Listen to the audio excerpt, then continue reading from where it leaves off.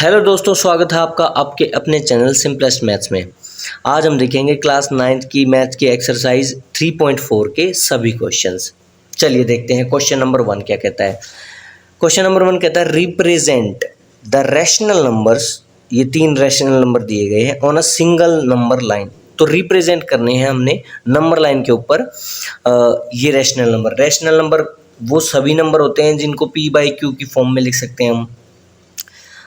जैसे 2/3, 5/4, टू भी rational number. क्यों? क्योंकि इसके नीचे 1 तो होता ही हमेशा, वो तो हम लिखते नहीं हैं। ऐसे ही कोई भी नंबर 10 भी रैशनल नंबर है। तो इस तरह के नंबर इनको बोलते हैं रैशनल नंबर, जिनको आप p/q की फॉर्म में लिख पाओ, लिखना पॉसिबल हो, उन्हीं को रैशनल नंबर बोलते हैं।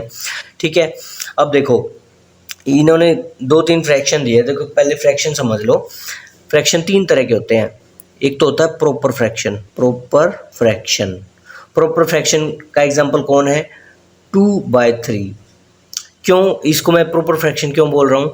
क्योंकि देखो बड़ा नंबर नीचे है और छोटा नंबर ऊपर है। इसका मतलब अगर हम इसको डिवाइड करने लगें, जिस तरह से लिखा हुआ है उसी तरह से डिवाइड करने लगे, मतलब 2 को डिवाइड करें 3 से, तो रिमाइंडर जो है वो 2 ही आएगा।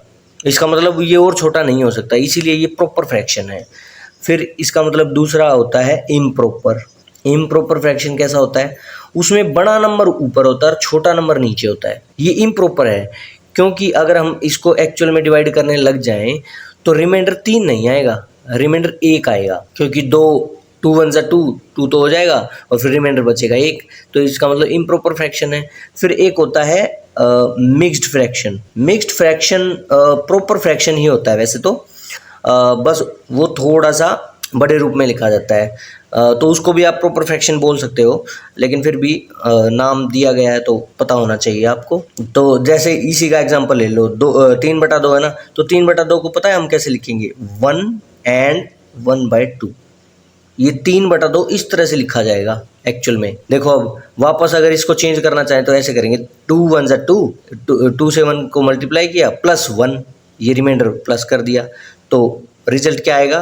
वही 3/2, यही रिजल्ट आएगा। तो इस टाइप के फ्रैक्शन को कहते हैं मिक्स्ड फ्रैक्शन, इसको कहते हैं इम्प्रॉपर और इसको कहते हैं प्रॉपर। ये है प्रॉपर हमारा फ्रैक्शन। ये दोनों ही प्रॉपर हैं, ये लास्ट वाला और पहले वाला। ये बीच वाला इम्प्रॉपर है, बस ऊपर बड़ा नंबर नहीं होना चाहिए। ठीक है, तो ये मैंने आपको क्यों समझाया? क्योंकि इस जो नंबर लाइन पे हम रिप्रेजेंट करेंगे ना नंबरों को, वहाँ पे प्रॉपर ही फ्रैक्शन चाहिए, जब भी आप उसको कर पाओगे। ठीक है, चलिए देखते हैं। अब समझते हैं नंबर लाइन क्या होती है। देखो यहाँ हम ड्रॉ कर लेते हैं एक लाइन। ये इधर भी इनफाइनाइटली जाती है, कितनी भी बढ़ा सकते हैं, और इधर भी कितनी भी बढ़ा सकते हैं। अब देखो नंबर लाइन के बीच में होता है 0, नंबर लाइन के बीच में होता है 0, और इसके इधर भी इनफाइनाइटली कितने भी नंबर आप चले जाओ वो इधर नेगेटिव चलते जाएंगे, और इधर पॉजिटिव कितने भी नंबर चले जाओ वो पॉजिटिव चलते रहेंगे। तो देखो इक्वल डिस्टेंस पे बाकी नंबर्स होते हैं। 0 के बाद क्या आता है? 1, तो 1 यहाँ लिख देंगे। 1 के बाद क्या आता है? 2, तो 2 भी इतनी डिस्टेंस पे लिख देंगे, क्योंकि दोनों के बीच में डिस्टेंस सेम है ना। 0 से 1 आए, फिर 1 से 2 आए, इसी तरह से हम आगे निकल जाएंगे। इसी तरह से इधर नेगेटिव नंबर्स होते हैं। 0 से अगर -1 आए तो यहाँ, और -1 से -2 आए तो यहाँ। ठीक है, इतना काम हो गया। अब देखो ये कहता है कि सबसे पहला नंबर है 2/3, सबसे पहला नंबर है 2/3। अब ये देखो ये 2/3 क्या प्रॉपर फ्रैक्शन है? सबसे पहले मैं ये देखना है। बिल्कुल, छोटा नंबर ऊपर रखा है और बड़ा नंबर नीचे रखा है, ये प्रॉपर फ्रैक्शन है। इसका मतलब इसको हम रिप्रेजेंट कर सकते हैं इस पे। तो देखो अब ये 2/3 जो है, इसको पहले हमें ये देखना रहेगा कि ये किन नंबर के बीच में आएगा, मतलब इसको कहाँ मैं प्लेस करूँ। क्या ये -2 -1 के बीच में पड़ता है? नहीं, क्योंकि नेगेटिव नंबर तो है ही नहीं। क्या ये -1 और 0 के बीच में पड़ता है? बिल्कुल नहीं, क्योंकि 0 से जैसे ही माइनस की तरफ गए तो नेगेटिव नंबर ही आएगा वहाँ। ठीक है, तो इसका मतलब 0 से पॉजिटिव की साइड है ये, क्योंकि नंबर पॉजिटिव है हमारा, नेगेटिव तो नंबर है ही नहीं। तो अगर पॉजिटिव नंबर है तो ये बताओ कि ये 0 से 1 के बीच आएगा या 1 से 2 के बीच आएगा? ये आएगा 0 से 1 के बीच। मुझे कैसे पता चला? क्योंकि देखो ये नंबर 0 से तो थोड़ा सा बड़ा है, मतलब 0 छोटा पड़ता है इसके सामने, तो इसका मतलब 2/3 जीरो से तो थोड़ा सा बड़ा है, ठीक है, जीरो तो नहीं है। और ये 2/3 एक से छोटा है, पूरा एक भी नहीं हो पा रहा, क्योंकि एक कब होता, जब 2/3 नहीं, थोड़ा सा और ऐड होता, 3/3 होता जब ये एक होता। क्योंकि 3/3 क्या होता है, 3/3 को अगर हम सोल्व करेंगे तो एक आएगा, तो एक जब होता है ये, जब 3/3 होता है, इसका मतलब 0 और 1 के बीच में है। और दूसरा तरीका एक ये भी है इसको चेक करने का, कि जैसे 2/3 लिखा है, ये किन दोनों नंबरों के बीच में आएगा। देखो यहाँ एक नहीं है, बिल्कुल नहीं है, एक तो नहीं है, जीरो है यहाँ। अगर एक नहीं है तो जीरो है, तो 2/3 यहाँ जीरो होता है। अगर कुछ भी नहीं लिखा तो जीरो हम मान सकते हैं ना कि जीरो है, क्योंकि देखो जीरो से सोल्व करके देखो इसको, 3 × 0 0 + 2, इसका मतलब 2 ही रह गया, 2/3, तो 2/3 ही आंसर आ गया फिर से। तो इसका मतलब ये जो ये लिखा रहता है ना, इसको सही में जो हम ऐसे बोलते हैं कि 0 सही 2/3, तो ये जो नंबर होता है यही बताता है कि ये नंबर लाइन पे कहाँ एग्जिस्ट करेगा। तो 0 से थोड़ा सा ज़्यादा है 2/3, तो 0 और 1 के बीच में एग्जिस्ट करेगा, क्योंकि यहाँ 0 लिखा है। अब जैसे जैसे एग्जांपल आएंगे आप समझते जाओगे। अगर यहीं कोई ऐसे नंबर होता ना, मान लिया 5/4 होता, तो 5/4 को प्रॉपर फ्रैक्शन कैसे बनाते हैं हम, तो 4 एकम 4, तो 1 ये हो जाता और 1 रिमाइंडर बचता और 4 ये, इस तरह से इसको प्रॉपर फ्रैक्शन हो जाता है, ये बोली मिक्स फ्रैक्शन। तो अब देखो ये नंबर कहाँ एग्जिस्ट करेगा नंबर लाइन पे, क्योंकि इसके यहाँ 1 लिखा है, तो 1 से थोड़ा सा आगे, 1/4 आगे, ठीक है, मतलब 1 और 2 के बीच में एग्जिस्ट करेगा ये। इसी तरह से आप कोई भी नंबर देखते ही बता सकते हो कि देखो 100 सही 1/12 लिखा है मान लिया, तो ये कहाँ नंबर लाइन पे कहाँ एग्जिस्ट करेगा, ये करेगा 100 और 101 के बीच में, क्योंकि यहाँ 100 लिखा है। इसी तरह से अब आप समझ गए होंगे कि 2/3 कहाँ एग्जिस्ट करेगा, क्योंकि ये ऑलरेडी प्रॉपर फ्रैक्शन है और यहाँ 1 नहीं लिखा, तो इसका मतलब 0 मान सकते हैं यहाँ कि यहाँ 0 है। तो ये नंबर अगर इसकी बात करें कहाँ एग्जिस्ट करेगा, 0 और 1 के बीच में एग्जिस्ट करेगा ये, ठीक है, समझ गए। तो यहाँ जो भी नंबर लिखा हो वहाँ से एक अगला के बीच में ये नंबर एग्जिस्ट करेगा। अगर पॉजिटिव नंबर है, तो नेगेटिव होता है तो उल्टा हो जाता है, 0 और -1 के बीच करेगा, फिर रहेगा 1 का ही डिफरेंस, ठीक है, उन दोनों के बीच में ही एग्जिस्ट करेगा। अब जैसे जैसे क्वेश्चंस करेंगे आप समझ जाओगे, ठीक है। तो अब 2/3 कहाँ एग्जिस्ट करेगा, 0 और 1 के बीच में। तो सिंपल मेथड है इसको रिप्रेजेंट करने का कि 2/3 अगर बोला है तो बटा देखो, मतलब डिनोमिनेटर देखो कितना लिखा हुआ है, 3 लिखा हुआ है ना, तो एग्जिस्ट कहाँ करता है, 0 और 1 के बीच में। तो 0 और 1 को आप 3 हिस्सों में, 3 इक्वल हिस्सों में बांट दो, सबसे पहला काम, क्योंकि डिनोमिनेटर में 3 है। तो देखो 1 2 और 3 ये ऑलरेडी है, तो देखो अब 3 हिस्से हो गए इक्वल। देखो 0 से यहाँ 1 हिस्सा, फिर यहाँ से यहाँ 2 हिस्सा, फिर यहाँ से यहाँ 3 हिस्सा। मैंने 0 और 1 को इक्वल 3 हिस्सों में बांट दिया है। 3 में क्यों बांटा, क्योंकि डिनोमिनेटर 3 था, प्रॉपर फ्रैक्शन करने के बाद डिनोमिनेटर 3 था। तो अब देखो पहली लाइन को क्या बोलेंगे, अब हमने क्योंकि 3 हिस्सों में बांटा है, तो जैसे ही 0 के बाद जो पहला हमने पार्टीशन किया उसका नाम हो जाएगा 1 नंबर, और 1 नंबर सीधा नहीं 1/3, ये इसकी वैल्यू हो जाएगी। तो अगर 1/3 हमें कहीं शो करना होता तो यही वो लाइन है जिसको 1/3 बोलेंगे। इसको क्या बोलेंगे, इसको बोलेंगे 2/3। बस अब हमें कुछ नहीं करना रहता, जितने नंबर बनाए ना उसको नंबर वाइज बोलते जाओ। पहली लाइन को 1/3, दूसरी लाइन को 2/3, और तीसरी लाइन जो कि 1 है इसको हम 3/3 भी बोल सकते हैं, 3/3, क्योंकि हम जानते हैं 3/3 को काटेंगे 3 से 3 तो 1 ही आएगा, तो देखो इसको 3/3 बोल सकते हैं। तो 2/3 रिप्रेजेंट हो चुकी है, तो यही हमारा आंसर है। दिस इज कॉल्ड 2/3, ये पॉइंट, ठीक है, ये रिप्रेजेंट हो चुकी है। इसी तरह से सेकंड देखते हैं। सेकंड में क्या है, -5/4, -5/4।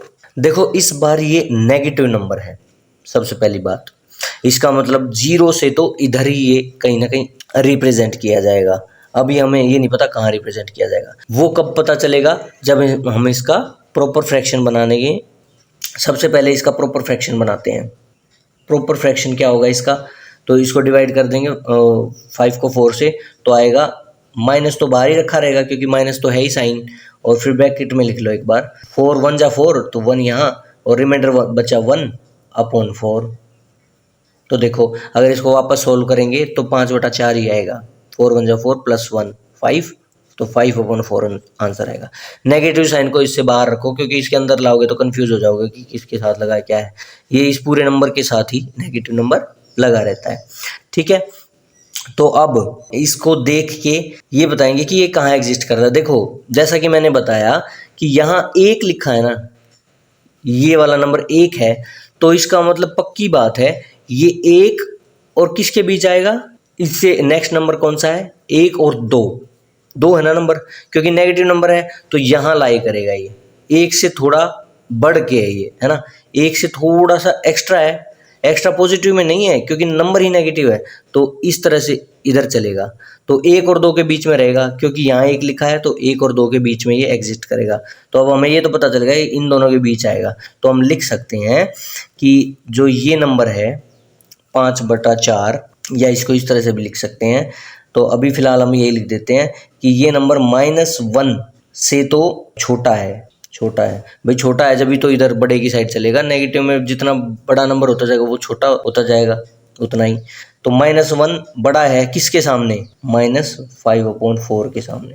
-1 बड़ा पड़ता है क्योंकि ये पॉजिटिव नंबर की साइड है, और जो -5/4 है ये बड़ा पड़ता है किस नंबर के सामने, -2 के सामने। मतलब -2 और -5/4 में कौन बड़ा है, कौन ज़्यादा पॉजिटिव की तरफ है, तो -5/4 है पॉजिटिव की तरफ, ठीक है। ये नेगेटिव नंबर में थोड़ा सा ये साइन उल्टे हो जाते हैं, ध्यान रखना, एक बार समझोगे तो समझ आ जाएगा, ठीक है। चलो अब देखते हैं।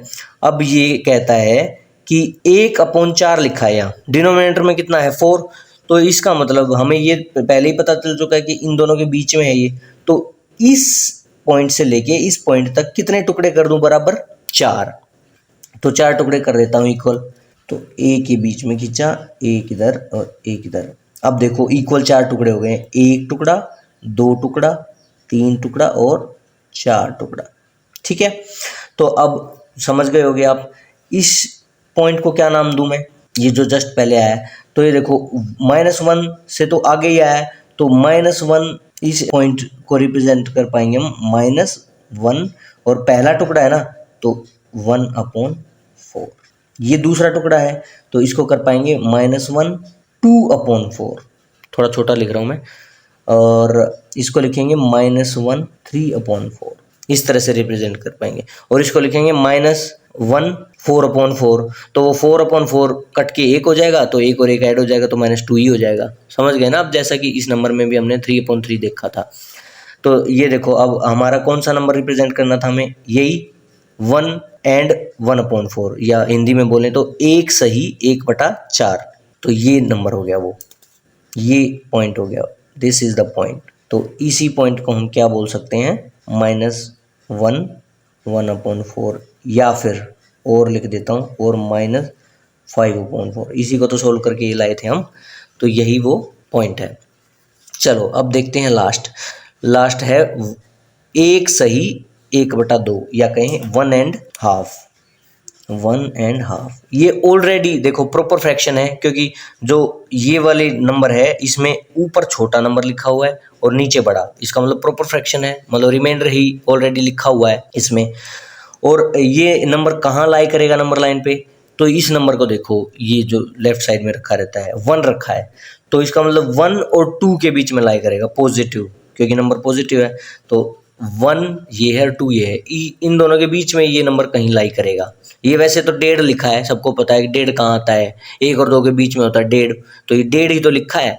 तो इसको देखो, अगर हम प्रॉपर अपने तरीके से चलें, तो तरीके से चलेंगे तो देखो, अब ये ऑलरेडी है अपना प्रॉपर फ्रैक्शन, तो ये कहाँ अलाई करेगा, 1 से ये थोड़ा सा बड़ा है, 1.5, 1 से तो बड़ा है, और भाई छोटा किससे है, 2 से, 2 से तो छोटा ही होता है ना 1.5।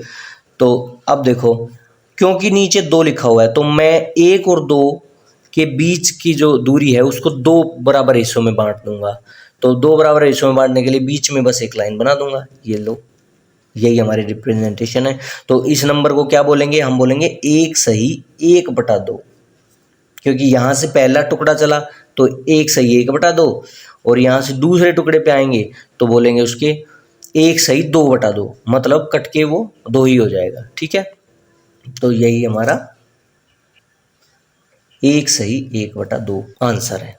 ठीक है, इस तरह से हम रिप्रेजेंट कर सकते हैं। चलो क्वेश्चन नंबर 2 देखते हैं। क्वेश्चन नंबर 2 कहता है find 3 distinct rational numbers that lie strictly between -12 and positive का 1/4। इन दोनों के बीच में वो 3 नंबर लाई करते रहें, रैशनल नंबर, तो हमें फाइंड करने हैं। तो देखो, अब इस तरह के केस में ना आप इस तरह नहीं करोगे, मतलब करने को कर सकते हो आप, जब थोड़ा सा ज़्यादा ही प्रैक्टिस हो जाएगी तो हो जाएगा। लेकिन जैसे ही आपको ये दिखे ना कि बीच वाले नंबर कुछ निकालने हैं, कुछ कह रहा है कि इन नंबरों के बीच कुछ फाइंड करो रैशनल नंबर, सिर्फ रिप्रेजेंट करने के लिए कहे तो आप सीधा इजी तरीका है कि सीधा जैसे दिया गया है वैसे ही ढूंढ के रिप्रेजेंट कर दो। कोई एलसीएम आपको लेने की ज़रूरत नहीं है जब रिप्रेजेंट करने की बात करें। लेकिन अगर बात करें ढूंढने की कि 3 नंबर ढूंढो इस पे, तो आप कैसे करोगे? देखो, सबसे पहले तो हम नंबर लाइन यहाँ ड्रॉ कर लेते हैं। ये हमने नंबर लाइन ड्रॉ कर ली है। अब इसके बीच में क्या होगा? 0, यहाँ 0 होगा, और यहाँ कहीं हम लिख लेते हैं 1, माइनस का -1 लिख लेते हैं। देखो, मैंने बहुत ही यहाँ ज़्यादा डिस्टेंस दिया है इसमें, क्योंकि मैं जानता हूँ कि माइनस का एक नंबर है और एक प्लस का नंबर है, और बाकी कहीं आगे नहीं जाना है। तो देखो, यहाँ 1 लिख लेता हूँ। ठीक है, या -1 या 1 और बीच में 0। मैंने इतनी ही नंबर लाइन ड्रॉ की है क्योंकि इतने में ही काम हो जाएगा।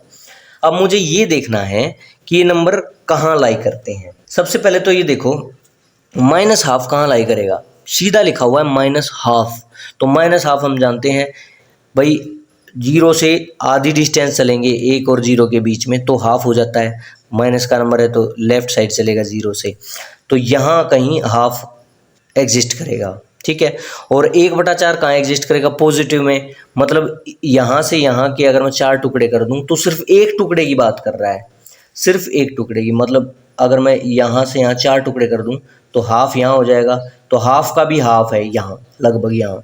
तो इस पॉइंट को कह रहा है कि ये 1/4 है।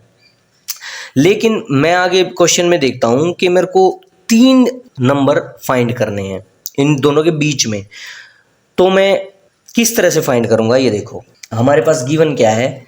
गिवन है 2 नंबर हैं, -12 और नीचे लिख लेते हैं 1/4। सबसे पहले मैं इन दोनों का जो डिनोमिनेटर है वो सेम करूँगा। ये आपको बाद में समझ आएगा ऐसा क्यों कर रहे थे हम। देखो, सबसे पहले डिनोमिनेटर तो सेम करना ही पड़ेगा अगर किन्हीं 2 नंबरों के बीच के आप नंबर फाइंड करने जा रहे हो। ठीक है, सिर्फ रिप्रेजेंट करने के लिए, जैसा कि क्वेश्चन नंबर 1 में था, उसमें एलसीएम वगैरह की या डिनोमिनेटर सेम करने की ज़रूरत नहीं होती, क्योंकि वो तो सब नंबर अपना अलग अलग शो हो रहे हैं। ठीक है, लेकिन इन दोनों नंबरों के बीच में ही आपको शो करना है, तो दोनों नंबरों को पहले एक लाइन में लाना पड़ेगा आपको, मतलब डिनोमिनेटर सेम करना पड़ेगा। तो डिनोमिनेटर सेम करने के लिए क्या करेंगे? बेसिकली एलसीएम ही लेना है हमें। तो ये तो 4 है, तो ये 2 है, तो 2 के टेबल में 4 आता ही है, तो 4 बनाने के लिए क्या करना पड़ेगा? इसको 2 से मल्टीप्लाई करना पड़ेगा, बस वो सेम हो जाएगा। ठीक है, तो ये अगर 2 से मल्टीप्लाई किया तो ऐसे थोड़ी है सिर्फ इसको कर देंगे, ऊपर वाले को भी करना पड़ेगा, जब भी तो मैथ के रूल फॉलो होंगे। तो ये हो जाएगा हमारा, क्या हो जाएगा? -2/4। ठीक है, ये -2/4 हो गया, और ये 1/4 था ही ऑलरेडी। लेकिन ये बात ध्यान से सुनना कि मैं इसको सिर्फ इतना ही नहीं छोड़ूंगा, मैं इसको और आगे लेके जाऊंगा। क्योंकि देखो, ये -2/4 लिखा है ना, तो मैं ये 4 देख के ही समझ गया कि भाई इसमें तो 4 टुकड़े होंगे एक नंबर के बीच में, मतलब 0 और -1 के बीच में 4 टुकड़े होंगे, और उसमें से दूसरे टुकड़े की बात कर रहा है। तो 4 टुकड़े मतलब आधा यहाँ और पहला यहाँ, मतलब 0 से पहला टुकड़ा यहाँ होगा लगभग यहाँ, तो उस टुकड़े को कहेंगे -1/4, और आधे यहाँ बीच में पहुँचेंगे उसको बोलेंगे -2/4। लेकिन मुझे देखो, पॉजिटिव की तरफ 1/4 यहाँ आया था, लगभग यहाँ था, तो इन दोनों के बीच में मैंने 3 नंबर और सर्च करने हैं। ठीक है, इन नंबरों से इधर उधर नहीं जाना, बीच में ही रहना है। तो बीच में मैं फाइंड कर नहीं पाऊंगा अगर मैंने सिर्फ 4 ही टुकड़े किए, बेसिकली टुकड़े ही तो हैं ये। तो मैं और ज़्यादा टुकड़े चाहता हूँ इसकी, ताकि बहुत छोटे छोटे टुकड़े हो जाए। तो मैं कोई से भी 3 चुन लूँ उनमें से। तो कोई से भी 3 चुनने के लिए मैं इसको टुकड़ों को और बढ़ा दूंगा। टुकड़ों को बढ़ाने के लिए क्या करना पड़ेगा, अब ये रखने हैं इक्वल ही दोनों, क्योंकि एक बार इक्वल तो करने ही थे, इक्वल तो हो गए। अब मैं टुकड़े और बढ़ा दूंगा। अब इस 4 को आप 8 भी कर सकते हो, 16 भी, 32 भी, जितने से गुना करोगे। तो मैं इसको फिर से गुना कर दूंगा। देखो 4 गुना 2, अब इधर गुना 2 किया तो यहाँ भी गुना 2, तो आंसर कितना आया, -4/8। ठीक है, ये हमारा -4/8 आ गया। तो इसी तरह से इसको भी इक्वल ही रखना है मुझे, तो डिनोमिनेटर को तो इसको 2 से गुना करूंगा, तो इसको भी 2 से, तो ये आ जाएगा हमारा 2/8। तो यहीं लिख लेता हूँ 2/8। तो देखो इस नंबर को, ये जो स्टार्टिंग में ये नंबर था, ये नंबर, इस नंबर को फाइनली हमने ऐसे रिप्रेजेंट कर लिया है। और ये जो 1/4 था, इसको फाइनली हमने इस तरह से रिप्रेजेंट कर लिया है। अब देखो, अब बिल्कुल इजीली बन जाएगा ये। अब हमें 8 टुकड़े मिल गए हैं। अब हम जानते हैं तो कि -1/2 इन दोनों नंबरों के बीच में एग्जिस्ट करता था। ठीक है, अब इन दोनों के बीच में एग्जिस्ट करता है, तो इसी नंबर को हमने इस तरह से रिप्रेजेंट कर लिया। 8 टुकड़े बनाने हैं, बेसिकली ये मतलब है। तो इस लाइन और इस नंबर और इस नंबर के बीच में हम 8 टुकड़े कर देंगे। 8 टुकड़े करने के लिए यहाँ बीच में 4 टुकड़े हो गए, इसके बीच में एक लाइन, इन दोनों के बीच में एक लाइन। ठीक है, इसी तरह से इधर भी बीच में एक लाइन और इन दोनों के बीच में एक लाइन। तो देखो, अब देखो इक्वल टुकड़े हो गए 8, 1 2 3 4 5 6 7 और 8 टुकड़े हो गए। अब देखो इजीली रिप्रेजेंट कर पाएंगे हम भाई। 0 से जैसे ही माइनस की तरफ चले, तो पहला टुकड़ा जो आएगा उसका नाम होगा -1/8।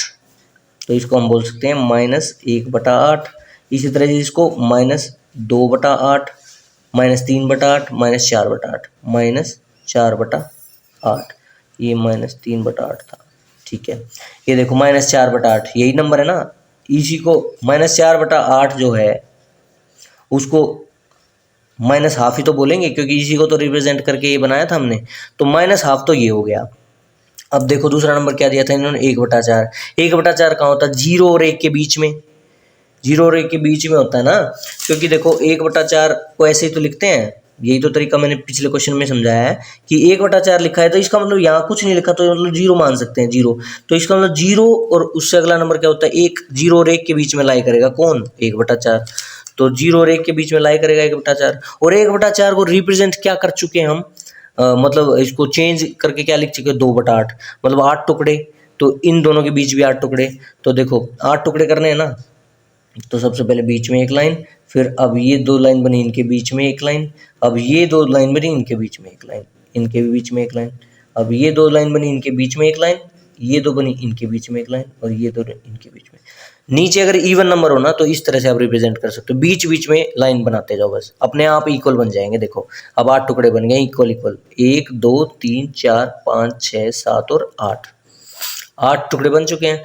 अब देखो ये कौन से टुकड़े की बात कर रहे हैं, दूसरे टुकड़े की, मतलब टोटल 8 टुकड़े हों तो 2/8 की बात कर रहा है। तो 2/8 देखो, 1/8 ये हो गया, ये 2/8 हो गया। ये देखो इन दोनों नंबरों के बीच में अब वो कह रहा है कि 3 नंबर बताओ कोई भी। तो अगर सोचो अगर मैं इसको यहीं रहने देता, -2/4 ही रखता और इसको 1/4 ही रखता, तो टोटल ही 4 टुकड़े होते। तो उनमें से एक तो खुद ही रिप्रेजेंट हो जाता, ये भी खुद ही रिप्रेजेंट होता, बीच में 0 हो जाता। लेकिन यहाँ सिर्फ एक ही नंबर मिलता मुझे, कि अगर -2/4 होता तो -1/4 और मिलता एक नंबर। तो 3 नंबर टोटल नहीं निकाल पाता मैं। अगर सोचो कह दे कि हमें चाहिए 10 नंबर चाहिए, इन्हीं 2 नंबरों के बीच हमें 10 नंबर रैशनल नंबर आप निकाल के दो, अगर ऐसा बोलता, तो मैं ये जो बटा 8 करा है ना मैंने, मतलब 8 टुकड़े करे ना, इनको बढ़ा देता, 8 को फिर से 2 से 3 से 4 से गुना कर देता। मान लिया 8 को 4 से गुना कर देता, 8 चौक 32, तो 32 टुकड़े हो जाते। क्योंकि मैं इसको 8 को 4 से कर रहा हूँ, तो इस 8 को भी 4 से करता, 8 चौक 32, तो 32 टुकड़े हो गए।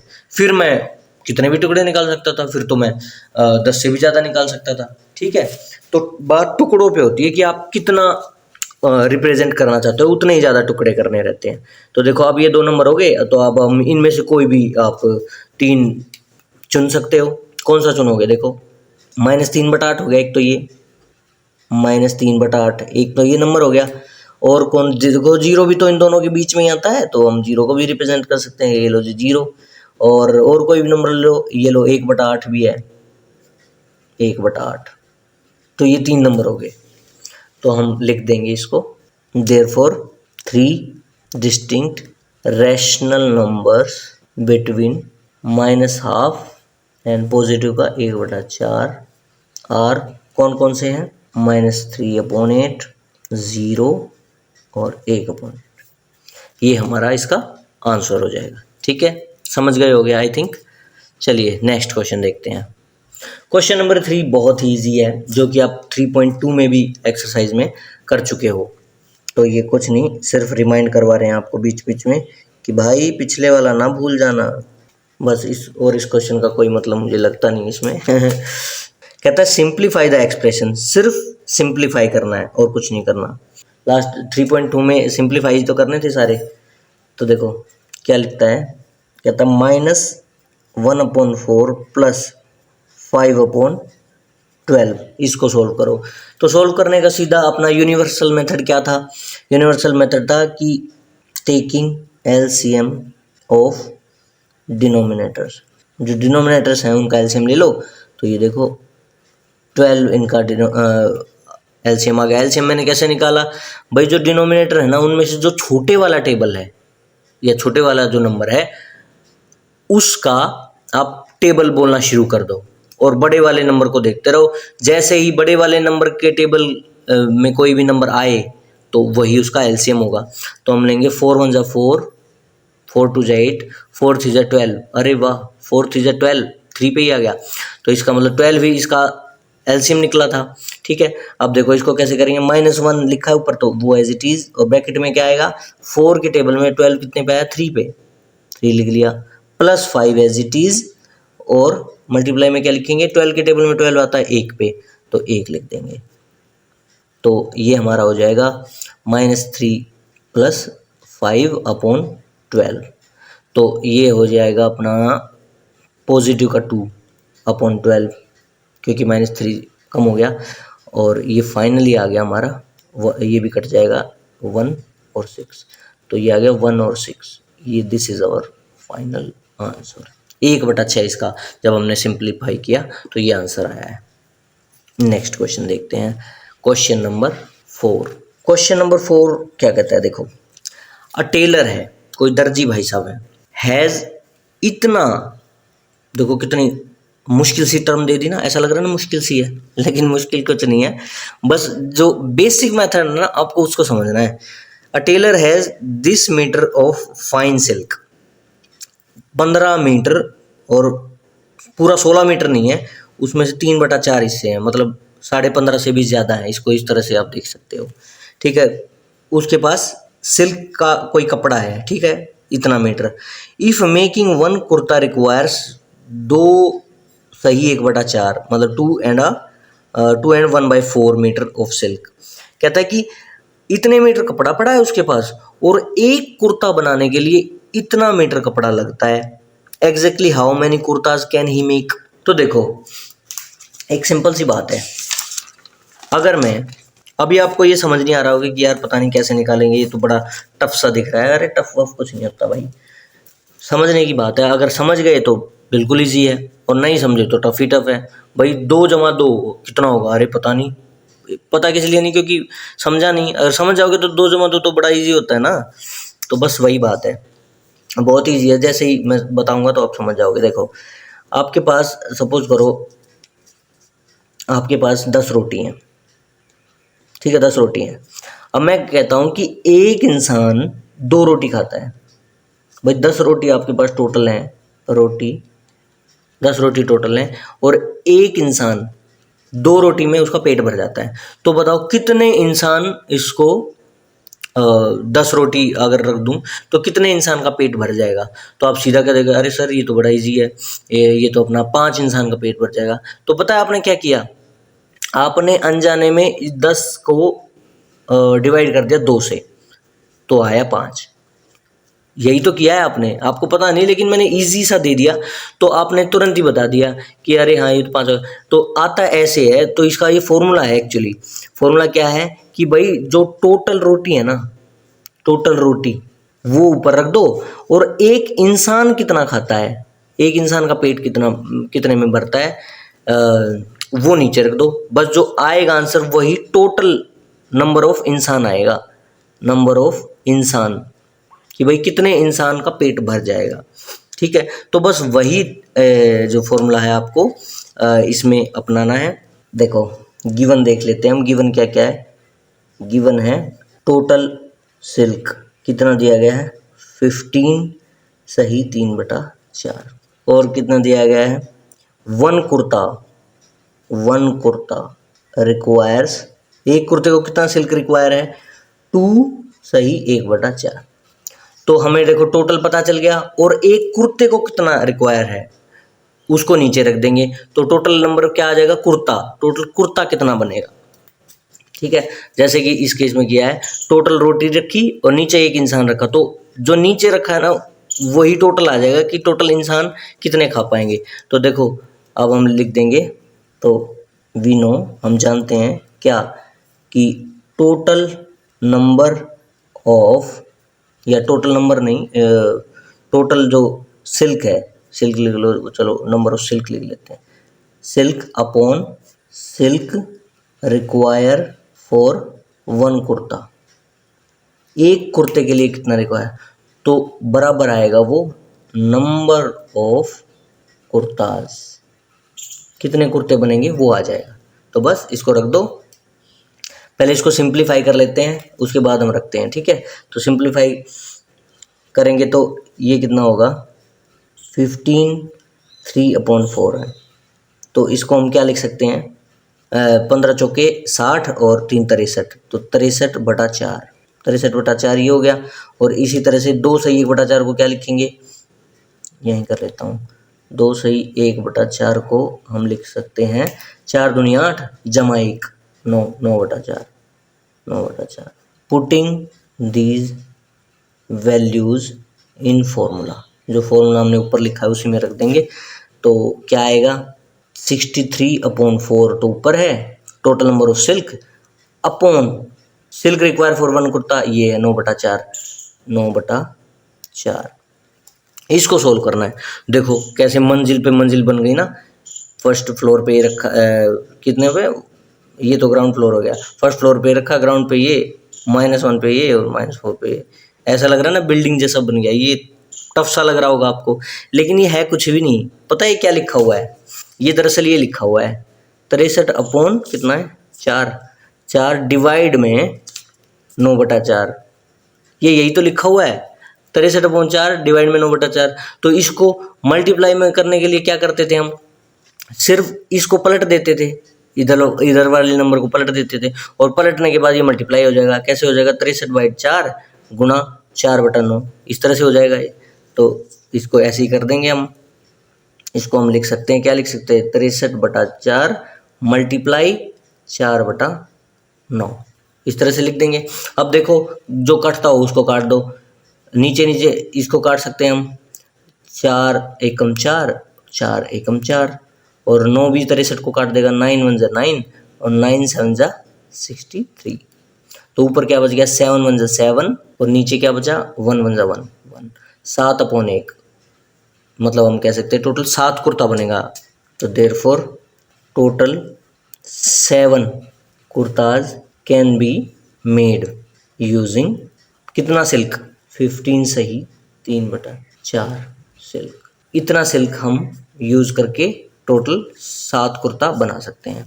अगर ये पॉइंट में आता ना, अब तो देखो पूरा एग्जैक्ट 7 आ गया, अगर पॉइंट में आता तो हम कह देते कि भाई इतना कपड़ा आपका एक्स्ट्रा बचेगा, उससे कुर्ता नहीं बन पाएगा, लेकिन 7 कुर्ते तो बन जाएंगे। ठीक है, ये इस तरह से क्वेश्चन था। चलिए देखते हैं नेक्स्ट क्वेश्चन। नेक्स्ट क्वेश्चन देखते हैं, question number 5, find 3 rational numbers between this and this. अब की बार 3 रैशनल नंबर निकालने हैं इन दोनों नंबरों के बीच में। देखो ये नंबर्स क्या लिखे हैं, सबसे पहले तो ये देखो 3.1415 और लिखा है 3.1416। अब रैशनल नंबर तो ये है ही, क्योंकि अगर मैं इस पॉइंट को हटाना चाहूँ तो नीचे 1 2 3 4 जीरो लगानी पड़ेंगे, मतलब 1 2 3 4, तब ये पॉइंट हट जाएगा। और इसी तरह यहाँ से 1 2 3 4, क्योंकि 4 डिजिट है तो ये भी हट जाएगा। तो ये नंबर इस तरह से लिख सकते हैं हम। तो रैशनल नंबर तो है ही, पी बाई क्यू की फॉर्म में तो लिख ही सकते हैं इसको, तो ठीक है। लेकिन ये कह रहा है कि इस नंबर को वो बेसिकली वो कहना चाह रहा है कि इस तरह से नहीं लिखना आपको पी बाई क्यू की फॉर्म में, बस आपको तो सीधा इन दोनों के बीच में बता दो नंबर। अब देखो, अगर मैं आपसे ये कहूँ कि 5 और 6 के बीच में 4 नंबर बताओ, तो आपको पॉइंटों में जाना पड़ेगा कि यार 5 और 6 के बीच में तो 5.1 5.2 होता है। लेकिन अगर मैं आपसे ये कहूँ कि 500 और 600 के बीच में बताओ, तो आप बिल्कुल बता दोगे, ये लो जी 501 होता है, 502 3 4 599 और फिर आता है 600। ठीक है, आप पूरे इन दोनों के बीच में कितने नंबर बता सकते हो? 99 नंबर बता सकते हो आप इन दोनों के बीच में। ठीक है, लेकिन जब बात आती है पॉइंट की, जो लिखा 3.1415, तो देखो आप ये जानते ही होंगे कि अगर आपको मैं बोलूँ कि 1.5 ये कितना होता है, तो आप कहोगे भैया ये तो 1.5 होता है, इसको तो 1.5 बोलते हैं, मतलब एक पूरा और एक आधा, उसको 1.5 बोलते हैं, यही तो है 1.5, या इसको 1/2 यही तो है 1/2। ठीक है, ऐसे लिखेंगे। अगर मैं इसको यहाँ एक जीरो लगा दूं, अब ये कितना बन गया? क्या अब ऐसे बोल दोगे कि एक पूरा और 50 51 हो गए टोटल? ऐसा तो नहीं बोलोगे, ये भी तो 1.5 ही है, ये भी तो 1/2 ही है। तो अगर मैं एक और जीरो लगा दूं तो भी ये सेम ही रहेगा, चाहे मैं इसको इनफाइनाइट कितनी भी जीरो लगा दूं तो भी ये आधा ही रहेगा। सॉरी, ये मैंने गलत लिखा है, 1 सही 1/2 ये रहेगा ये, या ऐसे बोले 3/2, 3/2, तो ये 3/2 ही रहेगा, चाहे मैं कितनी भी जीरो लगा दूं।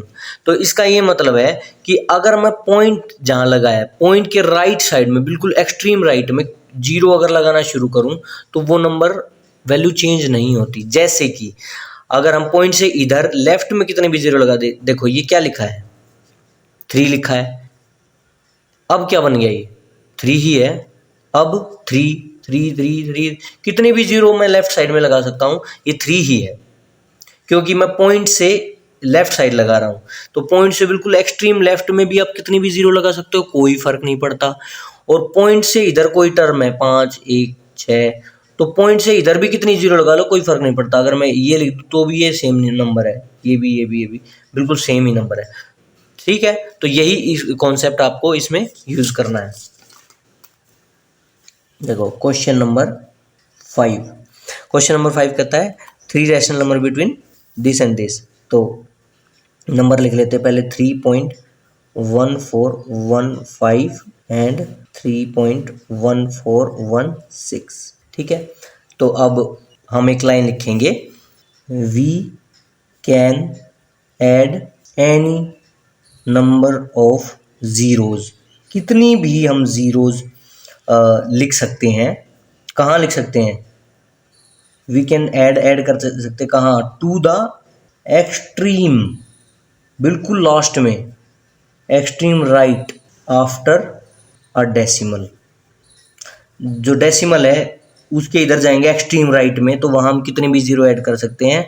क्या रखने के लिए? To keep the number, keep the, जो हमारा नंबर था उसको सेम रखने के लिए, वो सेम ही रहेगा।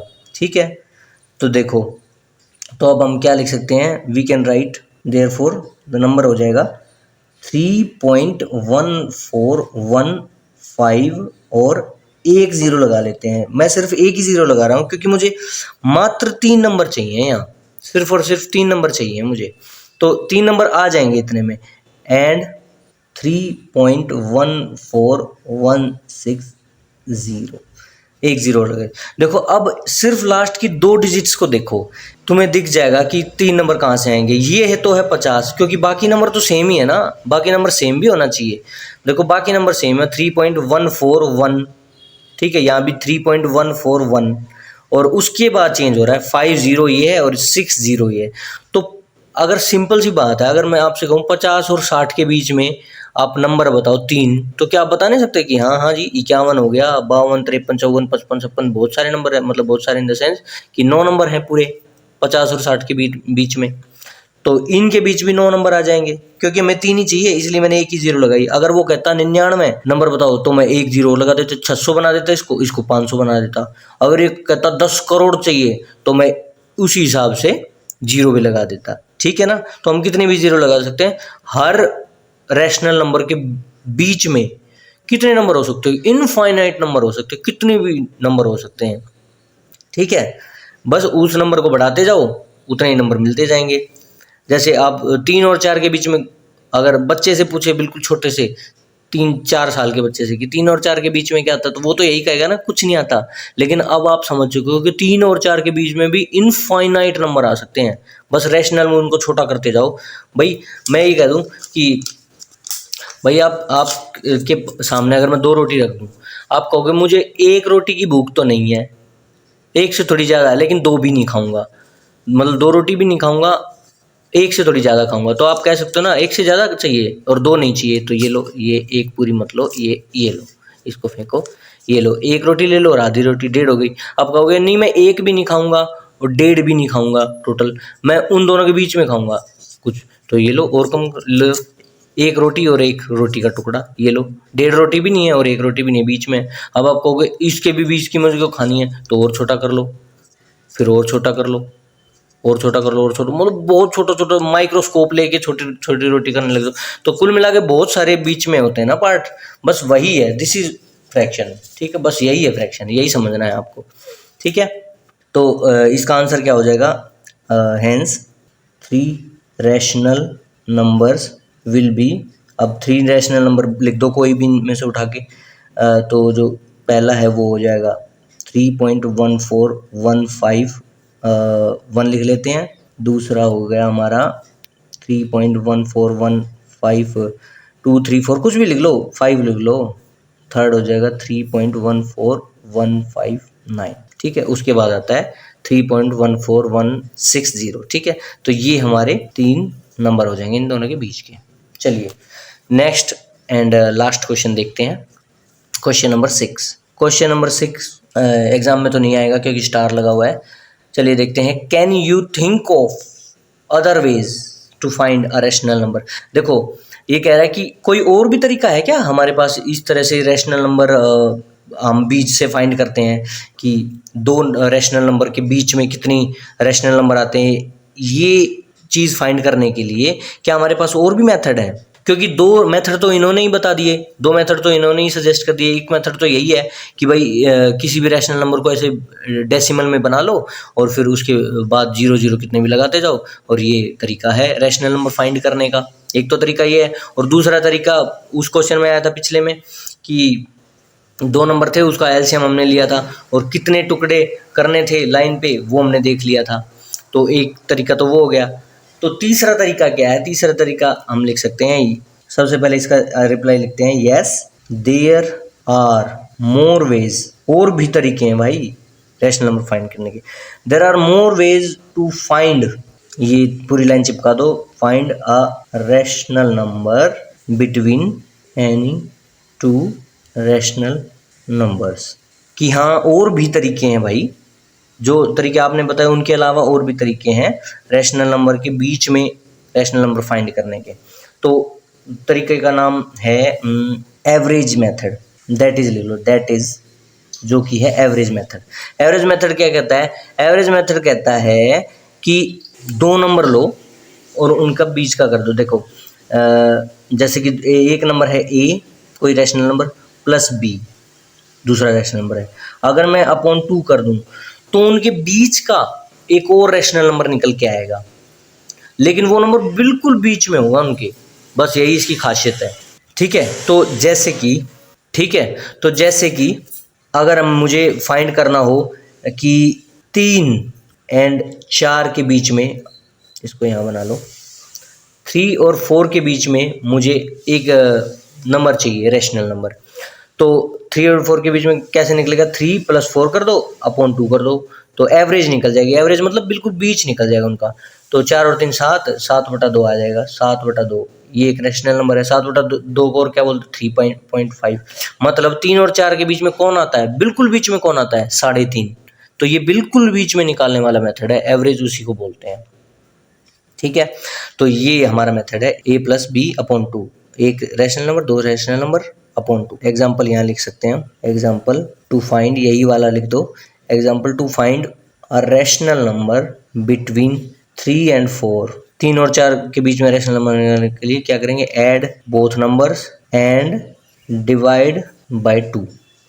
दोनों नंबरों को ऐड करो, डिवाइड कर दो 2 से, that is 3 + 4/2 is equal to 3.5।